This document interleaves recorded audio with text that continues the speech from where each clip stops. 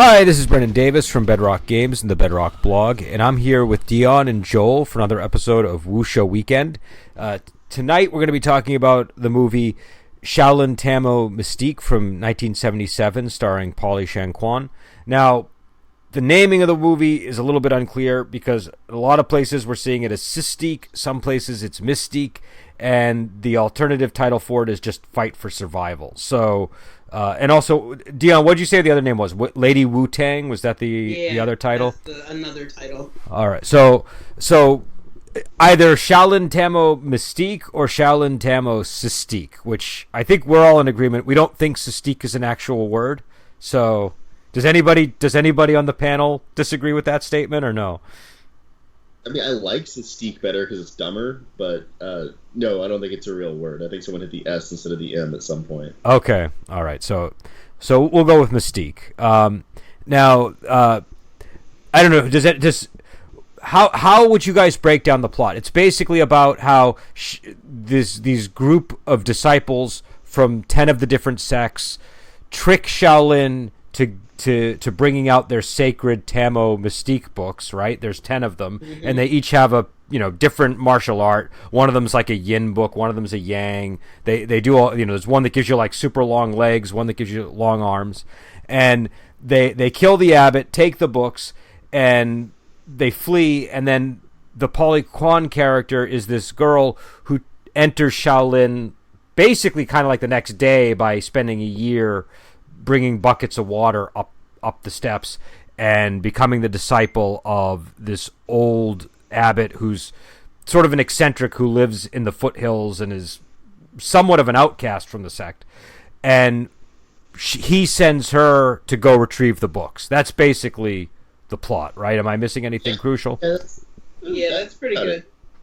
And so what I want to know is what you guys thought of this movie, because it's a very unusual film. And so I want to start with Dion, because I want Dion's unvarnished opinion before anybody else speaks, because I have no idea how Dion feels about this movie yet. I thought it was a very interesting movie. It wasn't too weird, but it was a little weird. Some of the names of the different techniques that they used and what they did to their bodies was just really, really strange. But I thought it was an okay movie. I might watch it again. And Joel, what did you think of the movie? I loved it. Well, I loved it, and I was not even slightly surprised by all the crazy, weird body modification stuff. I mean, like, it's all pretty. It's definitely on the weirder end of Kung Fu Legends, but I've encountered pretty much all those before. Like guy who can extend his legs, or guy who changes gender. One of the first movies you and I did, Brendan, was guy who changes genders becomes a lady with superpowers. Yep. So, this is it's almost the archetypical wuxia movie. Like, really, as I was watching it, like it's what it is. It's a kitchen sink wuxia movie. They put in every trope is present.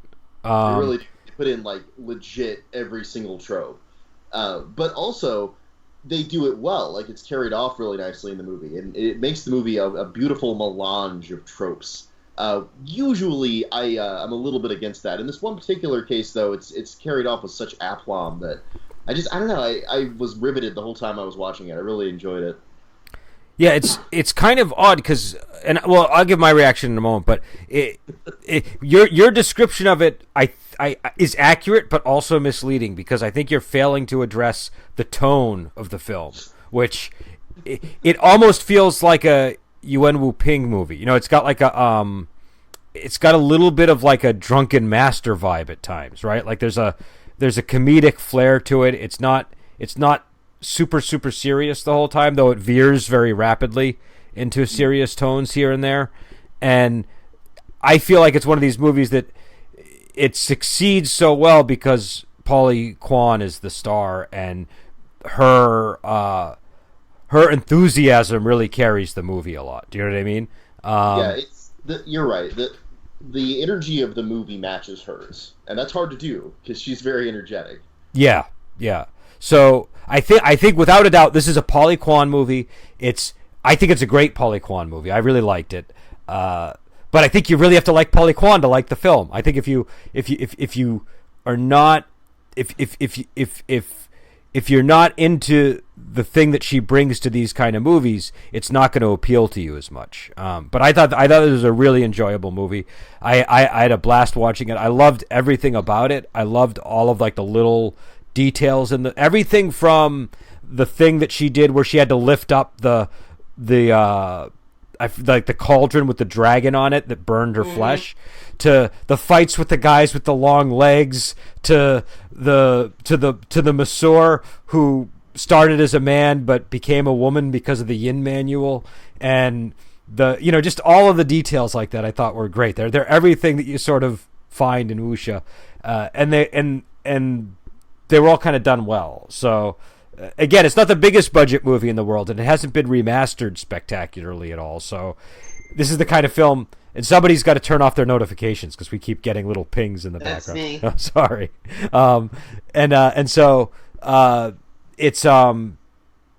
It looks like a movie that you would have seen on TV on Saturdays or on VHS in the 80s. It just kind of has that. It's not quite cropped right. It's grainy. So just be aware of that if you see this film. It's got a real, it's 2 a.m. and you're watching sci-fi vibe to it. I agree. Yeah. And it's got some really strange plot developments. It is all left turns, people. So what did you guys think of the fight action in this film? The fight sequences and the martial arts? I don't know, for my taste, some of it looked really slow and some were like really good. Like I liked at the end, especially when they were when the real kung fu masters were facing the monks in the various chambers with the animals. Ooh, yeah. The crane style, I don't know, the guy was just really weird looking, but I mean his crane style was really good. Don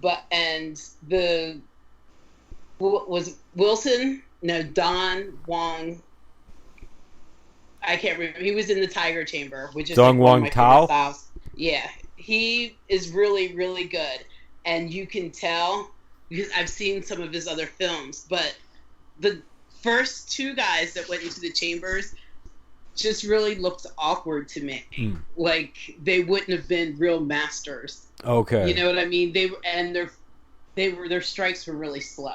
Okay. So to me, they were really off. But in general, they were pretty good. But some people you can tell, I've seen their other movies, and they were really crisp. But then some of them just looked really off. Now, how did you feel about Polly Kwan, Dion, in terms of martial arts?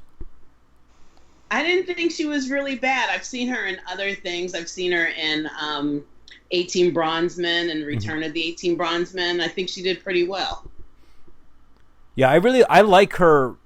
I like her action style. I think what I like about her is when she does the movements, she looks really strong and she looks like she's practiced them.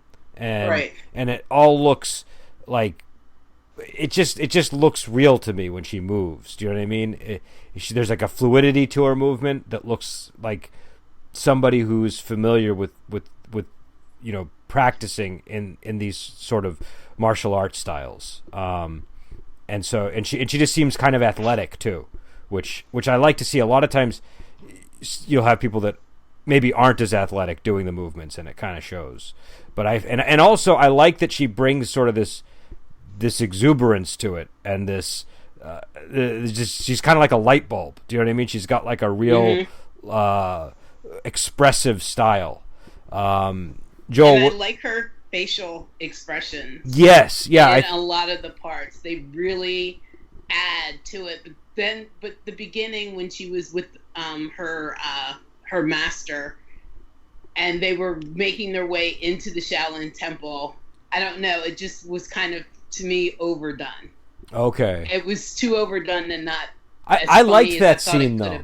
Now, when you say overdone, what do you mean? Like it was just her. I don't know. Something was exaggerated about it. It was just. I don't know. It just didn't land funny with me. It was just like looked awkward to me.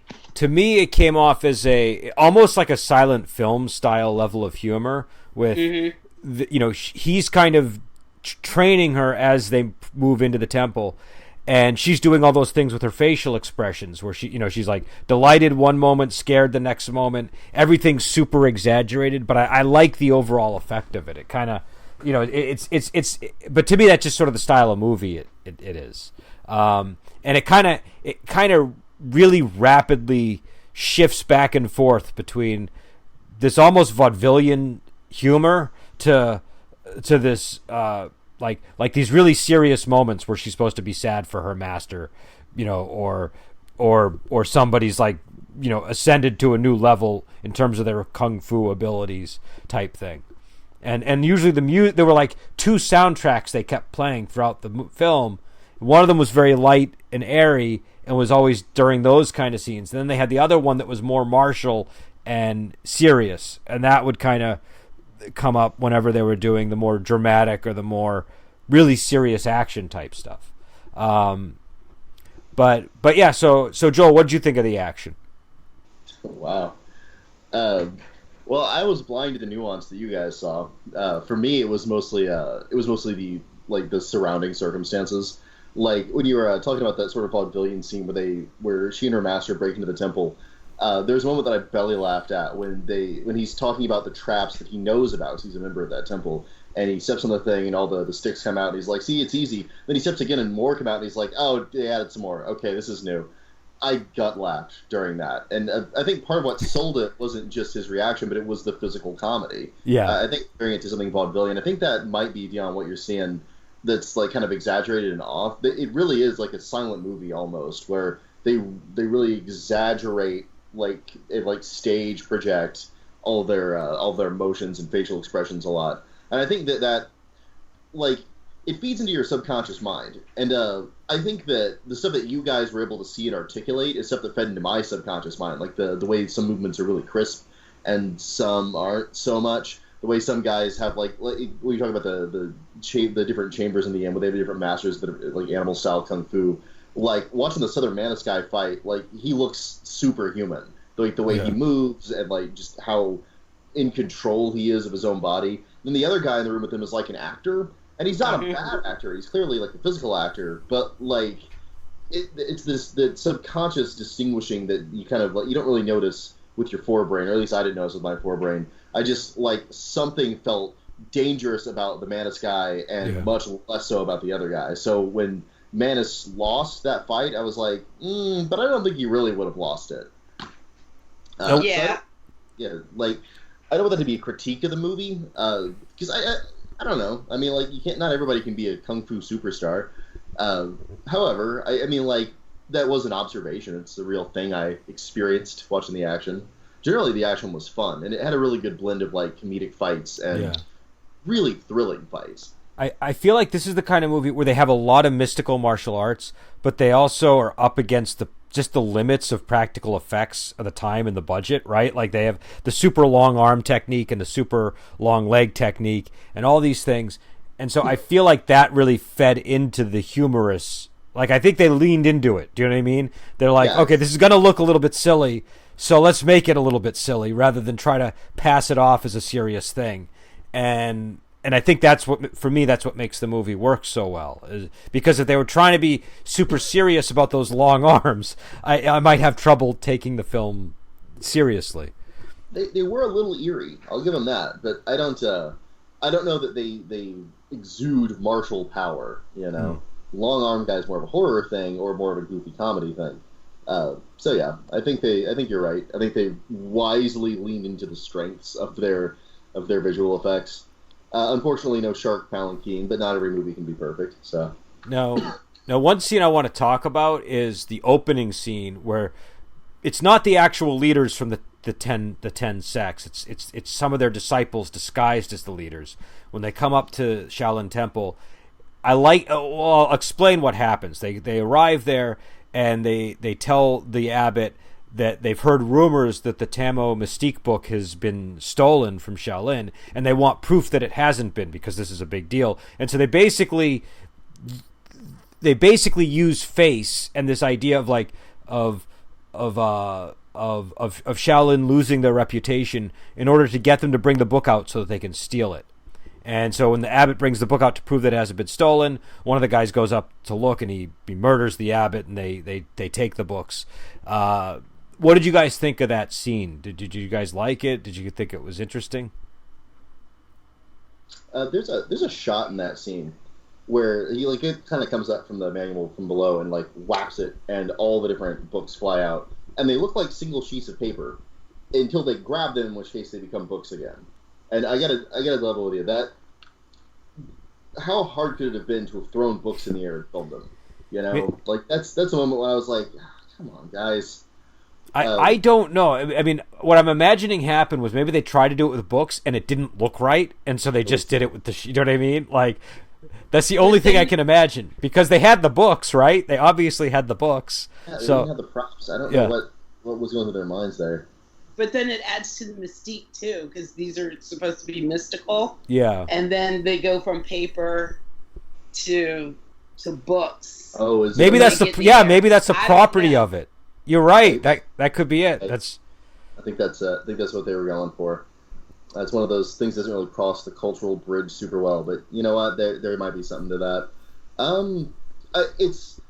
It's almost a comedic ploy. I actually think it was kind of a clever idea, because they clearly thought about it, and it really does work. I mean, like, you could attempt to pull something like that off, and you have a reasonable chance of success. But I think it did a good job of setting the tone of the movie, where like there is martial stuff, there are stakes, but it is a little bit wacky, just a smidge goofy, and yeah, I liked it for that. I think that was basically the perfect way to open this movie. And I don't know. Were there any other scenes in the movie that other people wanted to discuss before we go into characters? Jeez, there were a lot of good scenes in this movie. Really, anything that has the two screwball monks was making me laugh. I really like those two guys. I like them too. Yeah, they were funny. They were funny. A lot of personality, and they were just wonderful cowards. Well, why don't we talk about characters for a bit, and then we can go back to scenes if we're moving into that. So the two monks. They were comic relief, right? Like they were the guys that convinced her to carry the pails of water for a year, saying that they were gonna train her in kung fu, but they were really just getting her to do their job, because the Polly Shang-Kuan character is waiting outside Shaolin trying to gain entry, but they won't let her in because she's a girl. So yeah, what was it about those guys that you thought worked so well? They got a real Abbott and Costello vibe. Like, they even have like the tall one and the short fat one. They did very vaudeville stuff with them, and they keep doing the Abbott and Costello thing, where they put them into scenes where their sort of clownish personalities get to start conflicting with things, and I don't know. They're characters I don't see characters like that nakedly comic relief a lot in wuxia movies. And they were a fun addition, and they were really good at making our heroine play kind of a straight man, which was an interesting contrast. So they tied the movie together really nicely. This movie was in dire need of a central thread to tie it together, and it was the two goofball monks, in my estimation, that did the best job of that, because they were just blundering into the scene, and you'd almost immediately be like, oh, okay, I get what's going on here. Everything they did was funny. Like, they're great little clowns. And it wasn't that it was particularly brilliant comedic writing. They just really acted the hell out of it, and it was well placed in the different scenes. And yeah, just a good little comedy spice. So. Yeah, I liked the two. To me, they reminded me more of Laurel and Hardy, with the skinny one and the fat one. Just that they got her to do that for a year was, I kept, going, don't do it, just don't do it. Yeah. But she falls right into it. But I think that her picking those two to go with her was the best thing, because they were what Joel said, they tied the movie together. Yeah. Their little comic situations were really funny. I liked it. I liked their comedy better than I liked hers at the beginning of the movie. Yeah, they were important. They were a really important contrast to her too. So yes. What did you guys think of the Masseur, the character that got the Yin book, that started out as a man and became the woman? Man, I always like that in wuxia that they explore what we now I think consider to be like transgender issues. They have a very different conception of it, especially. Yeah, like, I think it would be inaccurate. It would be anachronistic for us to kind of project that back onto these movies. But I don't think it's purely honest of us intellectually, but like it is still an honest exploration, and it's a distinct cultural exploration of it, kind of like reading Dreams of the Red Room or something like that, where you're seeing a unique take on something. So I get to appreciate that a little bit. But really, I liked the character because she comes onto the screen lamenting that she has transitioned because that's the kung fu that cultivated was that pure native kung fu. And in ancient cultivation theory, if you get too much, you flip over to the other gender because they're gender associated. They're polarized like that. And that happens to the Polly Shang-Kuan character too. That's the reason why Right. she's looking for all this stuff, is that she has turned into a man, and so fall in love with each other. well. So okay, I want to talk about that because I really like the Masseur. I thought she was one of the more poignant characters because she sort of has this conversion where she decides to help Polly Shang-Kuan's character and become like a good guy rather than work with the bad guys, which she started out as, and it's kind of moving. But I feel like midway through that storyline, they kind of just abandoned it. Do you know what I mean? Like they just sort of like left it like I don't know. It didn't seem like it's almost like they forgot that character had that as a motivation after Polly Shang-Kuan helped her with the poisoning. This is true. Also, the end of the movie hell marches into the almost end of the movie. So, like, the movie's, like, going along, and you're like, oh, I see where this is going, and then it stops, and another, like, the actual end shows up, and it's like, time to die into the movie. The stakes get really crazy high. So I don't know so much that it's forgotten as it's interrupted in an explosion of a finale. Yeah, I guess that's true. But it just feels like it never gets picked up again. Do you know what I mean? Yeah, like, let's see for that. I agree with you there. And it gets confusing because it seems like she changes her mind or something. I don't know. It just doesn't. I don't know what happened in the scene where she gets cured of the poison, but she comes out and she seems very strange. Do you know what I mean? So it just, I was very perplexed by what was going on. But then the other woman, the other character shows up that has the other manual that was the woman and then turned into a man. So I had wondered if those two had been a couple to begin with at the beginning, and then their gender switched, and then the one that turned into the woman fell in love with the Polly Shang-Kuan character, and then the other one, right, who was a man, then the other woman who turned into the man came into the picture and was like, well, remember me? If you go, then I go. And then it was like some kind of conflict, so there was a little love triangle there for a second. That's a love triangle. That is nuts. It's crazy. And then she gets cured of the poison, and it's kind of like, okay, then now there's no love at all.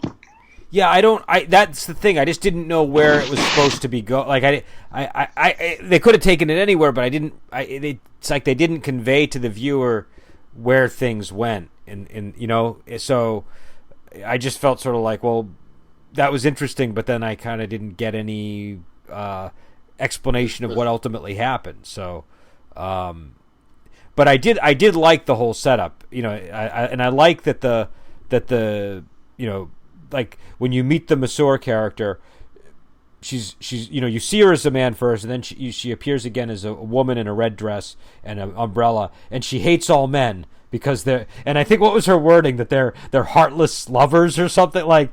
Yes, so you, but it just suggests that she's had this whole world of experience between the beginning of the movie and now, because it's been like a year, right? So all these things have happened to this character that have made her hate men. And it's just, you're just kind of like, well, geez, what happened? Like, how story, yeah, there's a whole other movie there. Do you know what I mean? Now, what about the Polly Shang-Kuan? Wait a second. Oh, go ahead. Before we go off of that, because now that I'm thinking about it, I'm wondering if they were a couple at the beginning, then they both switched genders, and the reason why she said that was because then he didn't love her anymore. Maybe. That could be it. I don't know. Maybe it's like a heartbreak thing. Yeah, like her. Yeah, maybe we're missing some subtext there. Yeah. But there was just a lot. There just seemed to be a lot of depth to those characters in that triangle. Do you know what I mean? That Yes. other characters didn't get. So yeah. But what did you guys think of the Polly Kwan character? I really liked her. I liked her, and I liked the chemistry she had with her master a lot. I think that when they were both on screen, I was happy. Let's see. She was really like I almost cheered whenever she started like going to the temple with her master and like punching her way through the rooms. I was like, this is a character I can get behind, and yeah. she's consistently very proactive and easy to follow. So I really like her as a lead. Yeah. I agree. I liked her too. I think this is a good movie to see her in. Yeah, I liked when they were walking up into the temple. I know we've covered that scene a bunch of times. The things I liked that she was doing is the master would kind of handle somebody and she'd like run up and finish them off with like a little chop. You know, like just when she's just starting to learn kung fu. I thought what I love in Polly Kwan movies is watching her go from not knowing martial arts to the scene where they show that she knows martial arts. Do you know what I mean? She just has that like. I don't know, like there are certain actors that can do the forms in really compelling ways, and I feel like she can do that. And I liked the character. The character was cool, and I like that she's got this weird motive where she starts growing the mustache, and it's like she really needs to get that yin manual so that she can undo the effects, and it really gives you a sense of like, yeah, it's not just a task that she's been handed by her master. It's like a personal thing that she really needs to get. So I thought that was kind of cool. She's proactive from her motivations, which makes her a very compelling character. And she's simple and understandable. Like, she's comprehensible. She's Polly Kwan, so her physical presence is fantastic, and like her movements are really cool. So yeah, she's likable. It's hard to talk about her though, because she is so simple. She's very direct and straightforward. Growing a mustache, better get that other manual. You know.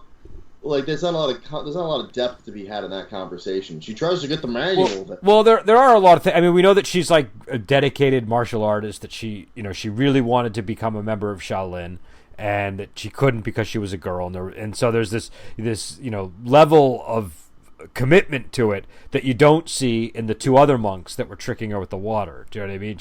She's a dedicated practitioner. Once the movie gets going. But I don't know. Were there any other characters that really stood out? I guess the other master, right? The old master with the cane. The old master was the best. I mean, like, can we get into a little bit of spoilers with him painting? Yeah, we'll spoil everything. Yes. Oh my god, I loved whenever the two idiot monks went in to shave some gold off of his corpse, and he wakes up and slaps them. He's like, "Don't tell them I'm alive. I'm trying to trick my student because I forgot I forgot all the teachings in the other manual." Yeah. Oh my god, what a moment. That guy was the best character without any reservation. I loved him. I loved his writing. I loved every scene he was. Every time he was on camera, like he just had some new thing where he's like, "Yeah, well, f you, I'm doing what I want," and God, that's just fun to watch.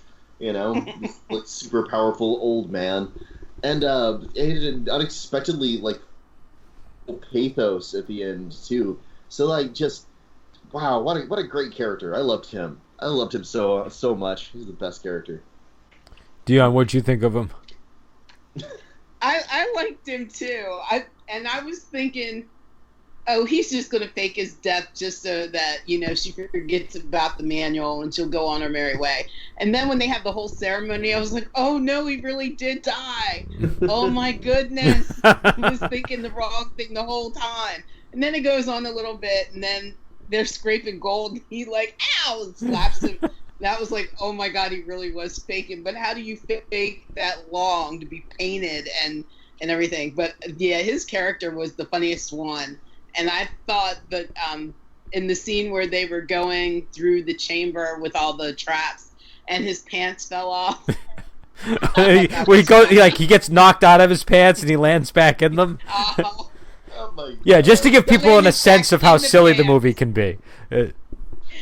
the falling back into your pants perfectly Yeah. was hysterical. I find this is a kind of humor that not everybody is going to like, but I really appreciate this sort of silly humor that's very visual and very physical. It cuts across cultures and cuts across language. You don't really need to even know what people are saying to get most of the jokes in this film. All you need is the facial expression and the movement.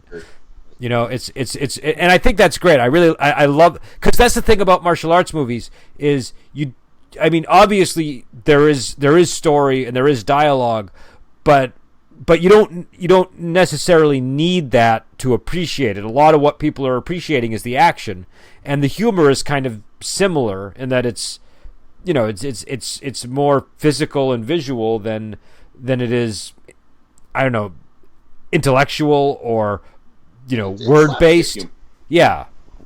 A lot of it is slapstick, and I don't know. I think it's great. I think it's a lot of fun.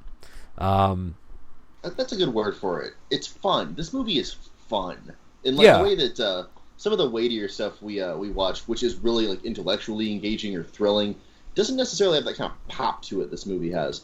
This movie, I wouldn't call it frivolous, but it is certainly it's got that kind of almost childish humor. You know? Where you sort of, there's something kind of innocent to it that makes it a lot of fun.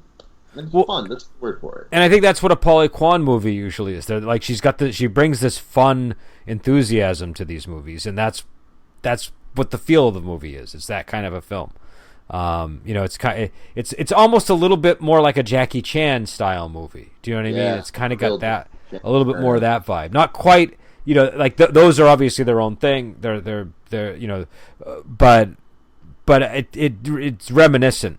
And I think you'd go to see like a movie from Polly Shang-Kuan kind of for the same reason you'd see a Jackie Chan movie, because when I hear Jackie Chan's going to be in a movie, I'm like, oh, Jackie Chan, I got to go watch that. Yeah, and yeah. From now on, it's going to be, oh, Polly Shang-Kuan's in it, I got to watch it. You know, kind of the same thing. Yeah, no, that's how I feel about it. You know, it's you know, she has a very unique screen presence, and I think it works really well with the slapstick and with the martial arts and all of those sort of visual elements. So, are there any other characters that we're neglecting to talk about, or have we covered everybody? That's the major ones, isn't it? I mean, there's a couple of minor characters like Arms Guy, but really he's more of a scene than a character. Right. And were there any other scenes that we haven't discussed yet that people wanted to talk about? The big leg scene was a really stupid but fun fight. I liked the big leg scene. I thought there's a guy in stilts, and they shoot him, so it actually appears that he has long, presumably deadly legs, and he fights with them. And then, as it turns out, she also can get long legs. But there's something really cool about it, that those guys, they mastered the manual, but they're evil, and so they can't undo the long legs and the long arms. But she's more morally balanced, so she can do. And again, we're working off translation, so it might have been another concept. But whatever it was, because she's, you know, she does it the right way, she's able to retract her limbs back to their normal position. And so when that happens, so like you can turn this off. What? Yeah, it's and so they're kind of all evil and freakish looking because they you know they didn't do it the right way. They stole the manual, and they're just, you know. So I thought that was a cool element to it, and yeah, I thought that was a great scene. But I don't know, any other scenes people wanted to discuss. I don't really want to get into the muddle of the poisoning scene again, because I think you're right. That wasn't well conveyed. Whatever they were trying to tell us there. Got lost in the shuffle somewhere. Yeah, I think something got missed. Something kind of got dropped along the way there. I don't know if there's like a scene that got cut out or a chunk of dialogue that didn't get translated, but yeah, it's... What about the battle formation scene? Okay, battle formation scene. On the one hand, the stakes are real in the battle formation scene, right? And they do have a kind of a tragic, pathos-filled payoff at the end. So, on the one hand, it's good on paper as a dramatic scene. On the other hand, they go into a conga line choo-choo train and punch for their super move. So it looks ridiculous. So it's almost the perfect ending to this movie. Again, Yeah. when you think about it. And formations generally look a little bit odd because they're formations, and I think here's what I think happens. You know, a lot of these are based on wuxia novels or ideas from wuxia novels. And if you read a book like Return of Condor Heroes, there's a scene where the characters are using like the 5 element, the 8 diagrams to create like a sort of battlefield tactics with the 5 elements. Do you know what I mean? And it's really cool the way that it's described. Like you have different formations of water, different formations of fire, doing different things that are related to fire and so on. But you can imagine that when they try to translate that into the big screen or onto a television show, it looks a little bit wonky because it sounds great on the page, but it's really hard to coordinate in real life in a way that's practical. Okay. You can do it visually, but here's the thing about it. 'Cause in anime, you can see that too, where they very carefully construct them to make them look cool in anime. Here's the thing. You very carefully have to construct what you don't see. Because the coolest looking animation when seen from behind looks ridiculous. Yeah, I think that's true. But I think sometimes the films embrace the ridiculous element of the formation because it's kind of out there. Do you know what I mean? It's kind of got it makes it a little bit larger than life. Do you know what I mean? Yes. It heightens the reality. I remember with the Taoists who were doing that one like 7-star formation thing. And that looked fine. Like, because they just kind of linked and they were all sitting in the little lotus position and they were like basically in the North Star position. Yeah, that looked fine. I mean, it looked like a magical thing. Yeah, but the thing is, when you think about it, is when it kind of is like, well, why is that working? Do you know what I mean? That's when being a spell with ritual positioning, but like this wasn't a magical spell. It was legit them being like if they'd said, we're going to do a phalanx, and they all got behind shields and had spears poking out of them, I'm like, oh, okay, that looks like it would actually work. And I think they were trying to go for something like that. They just didn't maybe know how that would actually look in an actual fight. So it could have been, maybe they were combining their chi. Sure. Creating like a chi train, you know, like a... Chi train instead of a choo-choo train. Yeah, chi train, because they're all in like that. You know, you described it like a conga line. That's pretty accurate.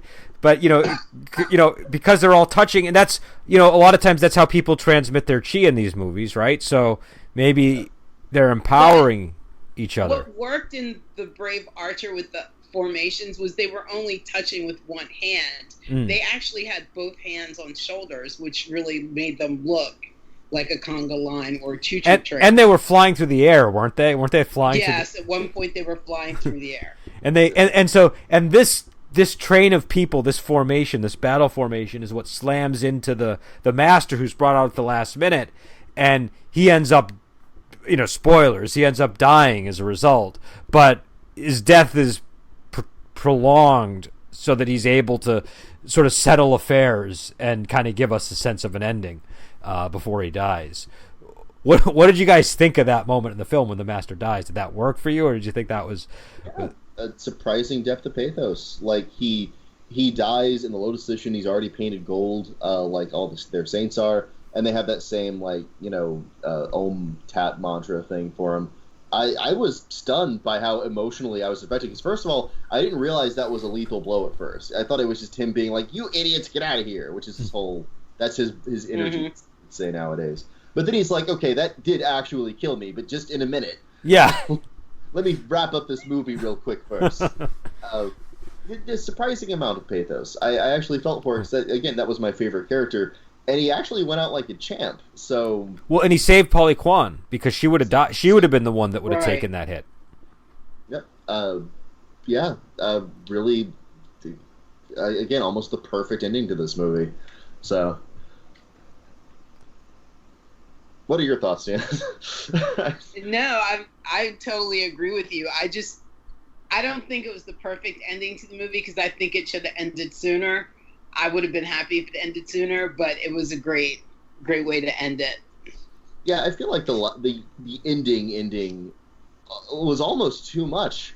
because like it felt like the movie was kind of like getting real close to wrapping up, and then all of a sudden all the actual masters show up and they're like, you know what, we're gonna kick some ass, screw you, Shaolin Temple, and the actual real movie storms in like a surprise last boss battle in a Final Fantasy game, and you're just kind of left scratching your head like, I guess I'm fighting a burning angel demon now, woo. And I oh, go ahead, I'm sorry, I interrupted you. That was it. Oh, I liked how it ended the way it began too. Do you know what I mean?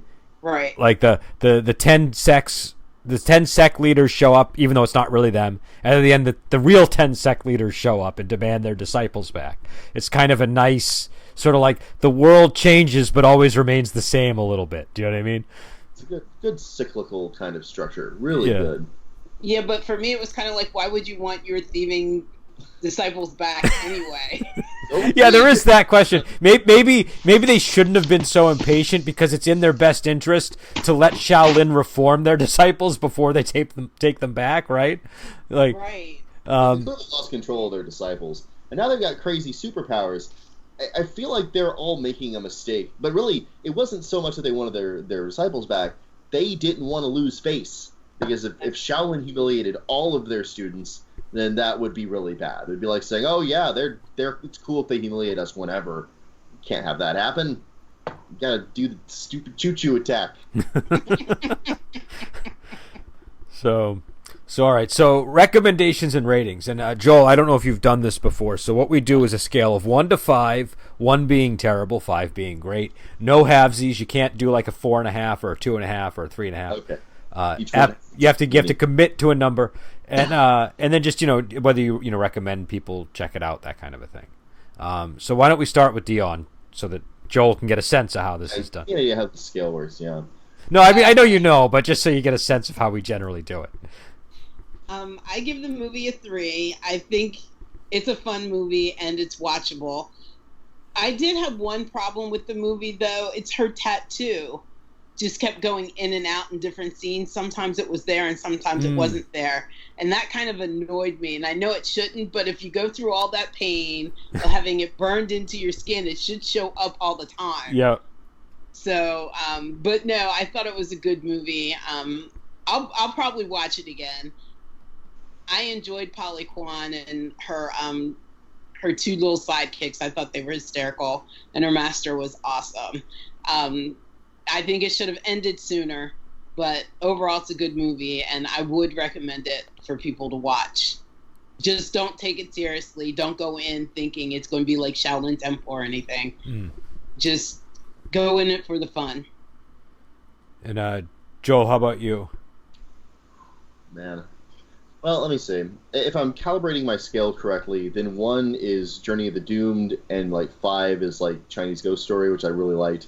Yeah, that's right. So, okay. 5 would be the Bride with White Hair. That's really good too. Those were both good, man. They're both 5s. I would put both of them at a 5. But yeah, that's like the classics. Really, Bride with White Hair is one of those ones. Like, I need to get that. By the way, I think I watched it on Amazon. I actually need to go and grab a real copy of that. If you can get the Blu-ray, get the Korean Blu-ray version. That's the best one to get. Okay, so this movie, I think I'd rate it a little bit higher than Dion. I'd give it a 4. I'm gonna go jump all the way to 4 because this is one of those movies that's almost like the perfect introduction movie for wuxia. Like, if you want to show one of your friends a movie and be like, okay, this is what I like. This is kind of a goofy version of it, but this has like a lot of the elements you're gonna see more fully explored in other movies. Like her whole training at a temple thing. There's a movie for that. People Steal Ancient Manuals is a movie for that. Like everything, every element of this movie has its own like mini movie, including like you were saying, Brendan, the character that goes and changes gender. There's a movie for that, and all of the elements of that get explored. So this is a really good salad movie. Like it's not an entree, but it's something good to put in front of someone who's a total newbie and say, like, okay, check this out. You're gonna have a lot of fun with this movie. It's a little goofy, and that kind of clown shoes allows it to kind of like honk its way into their heart, I think. Yeah. So there's a utility in this movie beyond just being a movie, and that's why I'm gonna pop it up the rating. Also, I laughed so much watching this movie, and there are so many characters that I'm going to now put into RPGs as NPCs. I had to get at least one RPG reference in because I'm a game guy, but these characters I love. I really do enjoy them, and yeah, I think that bumps it up a little for me. This is no Bride with White Hair. Like, it's not. There's too many scenes that kind of trail off. There's too many plot threads dropped. Like Dion was saying, this movie, to have been a better movie, would have ended sooner and more concisely, and explored its characters in a little more resolution and depth. On the other hand, like, those aren't ridiculously bad complaints. This isn't as bad as Journey of the Doom, which was stomach churning from beginning frame to end. So yeah, a solid 4 from me. Yeah, I would give it a 4 as well. I would say, and I would describe it similarly to how Joel did, where I would say it's a very sort of humorous, fun wuxia film, but it's got this heart to it that I think helps it, maybe elevates it to a 4 for me. And I also think that it's I don't know, it's just a really charming movie. What I will say though is, even though I give it a 4 and I recommend it to people, I want to sort of warn folks that this does not look like a glossy, well-produced film. This is gonna it's a little bit rough around the edges. It's not only in terms of like how well the film has been preserved and sort of transferred, so that you don't get like the wide shot full effect of the film. Everything looks like it's sort of cut for a VHS to TV type thing. It also, just in terms of the movie itself, it kind of has its rough patches, like you were saying, where threads are not necessarily followed all the way through, and there are some scenes that maybe could have been snipped here or there to tighten it up. But it doesn't matter, because it's kind of like you're just kind of meant to sort of enjoy the movie at the pace that it decides to move along with. So it ends up being fine. But I did want people to not hear my 4 and my praise of the movie and think it's going to be one thing and then come out surprised. So just know that going in. What was that, Joel? The way I articulate that is, there's a reason we didn't do 5. Yeah. That would. Yeah, that's what's holding it back from being a 5. But really enjoyable, really fun, and the thing to look for is Polly Kwan's sort of expressive, just physical humor and enthusiasm. I don't know how else to put it, but if you pay attention to her face, I think you really will enjoy the movie, because that's kind of the thing that sells it. And so we'll be back on next week. Dion, do we have a movie lined up for next week? Is that We do, and I don't know what it is because I shut all my tabs. Oh, is it The Fate of Lee Khan by any chance? Maybe. Okay, so we possibly will be back with The Fate of Lee Khan. I'm not 100% sure, but we definitely have another movie lined up. And whether or not we are doing Fate of Lee Khan, we will definitely be doing it this month. And that just came out on Blu-ray, so I think it's one of the better King Hu films, and it's probably one of the more watchable ones, because a lot of his films can be a little bit grueling if you're not used to them. So again, the name of the movie is Shaolin Tamo Systique or Mystique, depending on which version you find. But if you Google it, you might want to try Systique just so you can find it, and then decide for yourself whether it's a typo or not. So we'll be back on next week, and until then, we will talk to you later.